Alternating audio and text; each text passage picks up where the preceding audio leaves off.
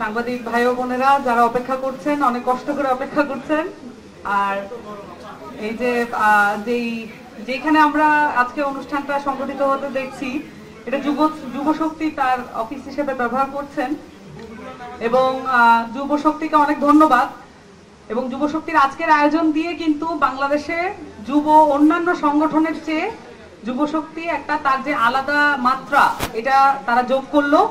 এবং যুব শক্তির যারা কর্তা ব্যক্তি আছেন, যারা নেতৃত্ব আছেন, যারা এই ডিসিশনগুলো নিচ্ছেন বাংলাদেশকে নতুনভাবে সাজানোর জন্য অবদান রাখা, সেই জায়গা থেকে নেতৃত্বকে অনেক বেশি অভিবাদন, শুভেচ্ছা জানাই।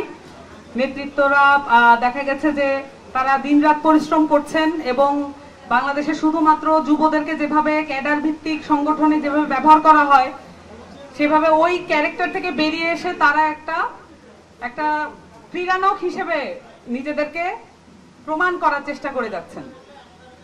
দেখেন, একটা কথা বলে শুরু করি যে আপনারা সবাই সুকুমার রায়কে পড়তেন ছোটবেলায়। সুকুমার রায়ের একটা গল্প আছে, হযবরল, ছোট গল্প।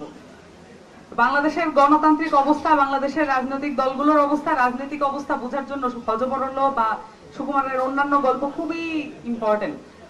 তো এখানে শ্রী কাকেশ্বর কুচকুচে এই ক্যারেক্টারের কাছে একজন জানতে চায় যে কোনো একজনের অ্যাড্রেস কোথায়। তো প্রথমে সে বলে যে যদি দেখতে হয় দাদা কোথায় আছে, প্রথমে দেখতে হবে দাদা কোথায় কোথায় থাকতে পারে, তারপরে দেখতে হবে দাদা কোথায় কোথায় নেই, তারপরে দেখতে হবে দাদা যদি থাকে তাহলে এরপরে কোথায় যাবেন। এইভাবে করে বাংলাদেশের গণতন্ত্র আসলে বড় বড় রাজনৈতিক দল খুঁজে বেড়াচ্ছে যে গণতন্ত্র কোথায় থাকতে পারে। কিন্তু সমস্যা হচ্ছে এই যে আমরা যে ঐকমত্য কমিশনে যেই বিষয়গুলোতে আমরা আলাপ আলোচনা করলাম এবং নানান বিষয়ে যে নোট অফ ডিসেন্টকে সবচেয়ে বেশি প্রমিনেন্ট জায়গায় এখন টার্ম হিসেবে ছুড়ে দেওয়া হলো, নোট অফ ডিসেন্ট আসলে কোন কোন জায়গায় বিএনপি দিয়েছে এইগুলো আমরা আলাপ করছি কিনা। দেখেন, নোট অফ ডিসেন্ট দেওয়া হয়েছে একটা বড় বড় তিনটা বিষয় কিন্তু আমরা দেখেছি, যে তত্ত্বাবধায়ক সরকার কিভাবে গঠিত হবে এই বিষয়ে আমরা দেখেছি, নারীদের যে অংশগ্রহণ সেটা কিভাবে হবে এবং মনোনয়ন কিভাবে হবে দলগুলোর মধ্যে, সেটা পার্সেন্টেজে তাদেরকে দ্বিমত করতে দেখেছি। এবং এটার মধ্য দিয়ে বাংলাদেশের নারীদের যে রাজনৈতিক অংশগ্রহণ সেটাকে পিছিয়ে দেওয়া এবং তাদের যে অস্ত্র এবং অর্থনির্ভর রাজনীতি সেটা কি তারা পরিচালনা করবেন, এভাবেই এটার একটা প্রতিজ্ঞা কিন্তু তারা করলেন। একইভাবে তত্ত্বাবধায়ক সরকারকে একটা বাছাই কমিটি, একটা গ্রহণযোগ্য বাছাই কমিটির মধ্য দিয়ে করা হবে, এই ব্যাপারেও তারা দ্বিমত পোষণ করলেন। অন্যদিকে আমরা দেখলাম উচ্চকক্ষে পিআর এর জায়গায় তারা নিজেদের নোট অফ ডিসেন্ট দিয়ে রেখেছেন। এখন উচ্চকক্ষে এখন আসেন যে উচ্চকক্ষে কি কি হবে। সেই জায়গায় উচ্চকক্ষে আসার কথা আমরা কিন্তু এটা বলেছিলাম যে রাষ্ট্রীয় নিরাপত্তা সংক্রান্ত যত চুক্তি আছে এগুলো দ্বিকক্ষে আলাপ হতে হবে। এখন দ্বিকক্ষে যদি পিআর থাকে তাহলে তারা যে ধরনের চুক্তি করতে চান সেই চুক্তিগুলো নালিফাই হয়ে যেতে পারে এবং সেগুলো মানুষের কাছে উচ্চকক্ষের পিআর হওয়ার কারণেই বিরোধী দলে যারা সিলেক্টেড হবে, ইলেক্টেড হবেন, তারা কিন্তু এটা বাইরে এসে বলে দেবেন এবং জনগণকে জানিয়ে দেবেন, তারা আর গোপনে এগুলো করতে পারবেন না। অন্যদিকে দেখেন, মহা হিসাব নিরীক্ষক এবং নিয়ন্ত্রক এটা নিয়োগ করতে হবে একটা বাছাই কমিটির মধ্য দিয়ে, এটা কিন্তু সবাই একমত হয়েছে, কিন্তু বিএনপির নোট অফ ডিসেন্ট আছে। দুদকের চেয়ারম্যান, কমিশনার এদেরকে দলীয় নিয়োগ, মানে হচ্ছে প্রধানমন্ত্রীর পরামর্শক্রমে যেটা বলা আছে সংবিধানে, এই পরামর্শ জিনিসটাই আসলে এই ফ্যাসিবাদের জন্ম দিয়েছে। এই যে প্রধানমন্ত্রীর পরামর্শক্রমেই তারা নিয়োগ দিতে চান। একই সাথে আমরা দেখলাম আইনজীবী সংগঠনকে রাজনৈতিকভাবে ব্যবহার করা যাবে না এবং এই যে একটা আইন দিয়ে মাস্তানি তৈরি করা হয়েছে এই আদালতগুলোতে, বিশেষ করে আমাদের সুপ্রিম কোর্ট, যে সুপ্রিম কোর্ট বাংলাদেশের আশা ভরসার আশ্রয়স্থল হতে পারত, এই সুপ্রিম কোর্টে আইনজীবীদের দিয়ে, দলীয় আইনজীবীদের দিয়ে ত্রাস সঞ্চার করা হয়েছে।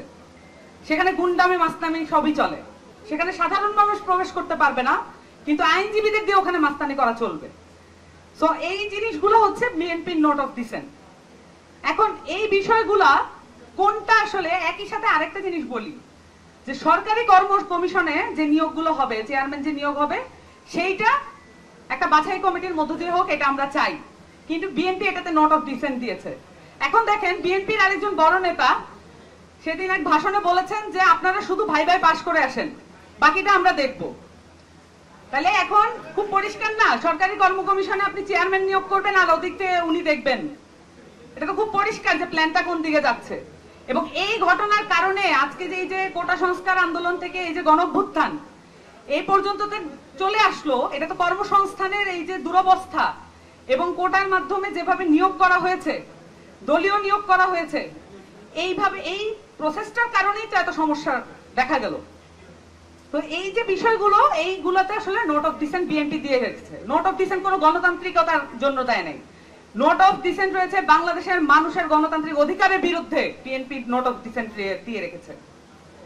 এবং একই সাথে এখানে 270 দিনে তারা এগুলো করতে পারবেন না। 270 দিন মানে 9 মাস, দিনের হিসাবে বললে বোঝা যায় না। 9 মাসে ইলেক্টেড যারা জনগণের কাছ থেকে ম্যান্ডেট প্রাপ্ত তারা এসে যদি এই কাজগুলো করতে না পারেন, তার মানে এটা পরিষ্কারভাবে বোঝা যাচ্ছে এটা স্বয়ংক্রিয়ভাবে কেন করা হবে না, কারণ তারা চান না এটা সফল হোক। এই যে বিষয়গুলো, এই নোট অফ ডিসেন্ট গুলো তারা দিয়েছেন এই কারণেই যে তারা চান না এই বিষয়গুলো বাংলাদেশে ক্লিয়ার হোক, এই যে নিয়োগ পদ্ধতিগুলো এগুলো বাংলাদেশে গণতান্ত্রিক উপায় হোক, এটাই তারা চান না। তার মানে পুরো নোট অফ ডিসেন্ট দিয়ে রেখেছেন পুরো গণতন্ত্রের বিরুদ্ধে। একই সাথে আমরা একটা নতুন রাজনৈতিক দল হওয়া সত্ত্বেও আমরা নিজেদের মতো করে নিজেদের যে যতটুকু সক্ষমতা আছে ততটুকু দিয়ে আমরা সংগঠন গুছিয়েছি, কিন্তু আমরা সেই সাথে গণতান্ত্রিকতার লড়াই করার জন্য আমরা ঐক্যমত্য কমিশনে যে লড়াইটা করেছি এটা লাইভ টেলিকাস্ট হয়েছে। শান্তভাবে কথা বলেন আমাদের যারা সংস্কার কমিটি আছে এবং আমাদের সেক্রেটারি আক্তার হোসেন, শান্তভাবে কথা বলেন বলে এই লড়াইটা বোঝা যায় না। কিন্তু আপনারা এও দেখেছেন ঐক্যমত্য কমিশনে প্রশ্ন তোলা হয়েছে আমাদের বয়স কতদিন ধরে আমরা ফ্যাসিবাদের বিরুদ্ধে লড়াই করছি, এই প্রশ্ন পর্যন্ত তোলা হয়েছিল। তার মানে পরিষ্কারভাবে এটা একটা ষড়যন্ত্রমূলক প্রক্রিয়ার মধ্যে দিয়ে আগানোর একটা প্রচেষ্টা বড় দলগুলো। এটার কোনো প্রয়োজন নাই। বাংলাদেশের মানুষ এখন যেভাবে আধুনিকতার দিকে চলে যাচ্ছে এগুলো খুব পরিষ্কার, এই ষড়যন্ত্রগুলো।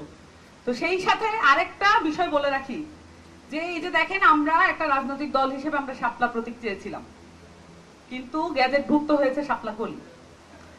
দেখেন যে কোন ধরনের কারণ, আইনি ব্যাখ্যা, কোন সাংবিধানিক ব্যাখ্যা ছাড়া আবারও একটা নির্বাচন কমিশন এমন একটা পজিশন নিল যে এটা একটা প্রশ্নের জন্ম দেয়। শাপলা কলি যদি অন্তর্ভুক্ত করা যায়, এটা কি এমন একটা জায়গা দাঁড় করায় না যে তারপরে তোমরা যা চেয়েছো সেটা আমরা দিলাম না, এমন একটা পজিশন দাঁড় করানো হলো যে তোমরা আসলে ফুটো নাই, তোমরা এখনো বাচ্চা। এই যে একটা ন্যারেটিভ দাঁড় করানো হলো, এই ন্যারেটিভটা কার? এটা হচ্ছে বড় রাজনৈতিক দলগুলোর ন্যারেটিভ। এই ন্যারেটিভে এখনো কমপ্লাই করছে নির্বাচন কমিশন। সো আমরা মনে করি যে এই যে তাদের এখনো যে প্রক্রিয়াগুলো তারা চালু রেখেছেন এগুলো তারা অবিলম্বে বন্ধ করবেন। এখন গ্যাজেটভুক্ত এই যে সরকারি একটা কাগজ মানেই যে তারা একটা মনস্তাত্ত্বিক চাপ দিতে যাচ্ছেন, এই চাপ তো এই জেনারেশনের উপরে দিয়ে লাভ হবে না। সো শাপলা কলি তারা দিতে পেরেছেন মানে শাপলাও দেওয়া সম্ভব, এটা পরিষ্কার ভাবে আমরা বুঝতে পারছি। তাহলে তারা কেন এই ধরনের একটা প্রতারণামূলক অবস্থান নিলেন, এবং এইটাই বোঝা যায় এই কমিশনগুলো যেগুলোর বর্ণনা আমি এখন পর্যন্ত দিলাম, সেটা চেয়ারম্যানকে কেন বাছাই কমিটি এবং একটা নির্দলীয় বাছাই কমিটির মধ্য দিয়ে আসতে হবে, এই যে নির্বাচন কমিশনকে দেখে আপনারা বুঝতে পারবেন। এই নির্বাচন কমিশন পুনর্গঠন করার আগ পর্যন্ত বাংলাদেশে একটা সুষ্ঠু নির্বাচন করা সম্ভব না। সকলকে ধন্যবাদ। আসসালামু আলাইকুম।